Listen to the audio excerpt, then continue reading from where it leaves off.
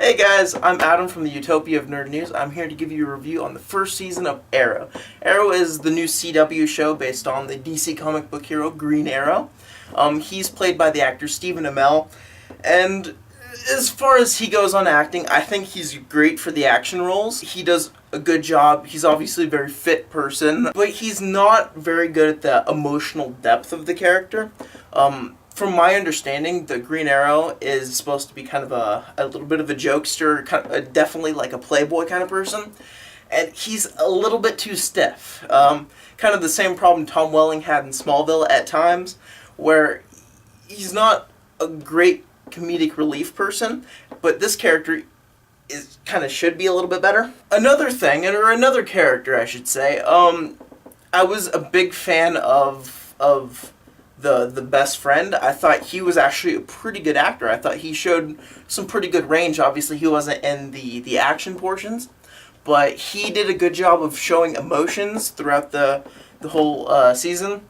And without spoiling anything, because they kind of have a mystery earlier on in the show about who the villain really is and what's going down and things like that. In fact, they really don't explain what's going on until like the last 2 episodes. The villain in it is really good, whomever it may be, because this is spoiler free. One of the stronger parts to the show. The acting in him is very well done, and actually I really like the development of him and his reasons on why he's bad and whether he thinks he's bad or not. Some of the side actors that they brought on that weren't in all the episodes, maybe more popular actors than the others. John Barrowman from Doctor Who and Manu Bennett from Spartacus. Have my review up for that. And a lot of other actors that come and go on the show. I'd say pretty good jobs for what all they're doing. Yeah, that's about it for the actors. The directing, to be honest, it's a little bit hard for me to remember all the way back from the earlier parts. But I will speak through the last few episodes, and they did a really good job, kind of, at least more so in the last episode than any of the others that I can think of kind of ramping things up with undertone music and things like that. Really made you feel kind of built up.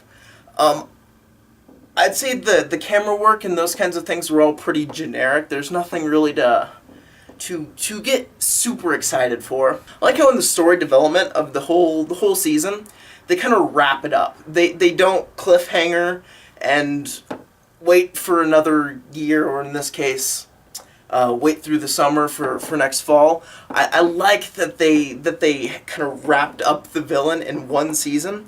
I hope this is something that they continue on.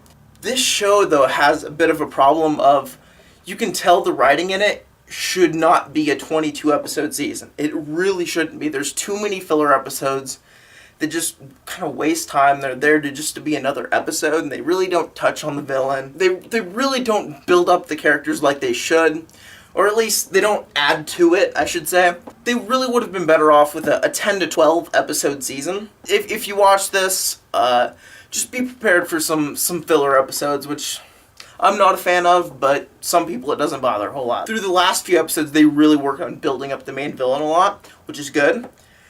But I don't like... I think he gets kind of a rather anticlimactic ending, to be honest. He just kind of dies. He just kind of dies. They have this big build-up for their fight. They do a little bit of fighting, which is really dark, and you have to really pay attention just to see which one is which. And then he just, like, dies. I mean, it's just like, I understand, like, dying, but they don't show enough, I guess. I'm not saying, like, he needs a big, like, I'm farewell speech thing, but, like, give him, like, a cool death scene. He just kind of falls over, says, like, 2 words, and then he just drops his head, and they move on, and that's nothing.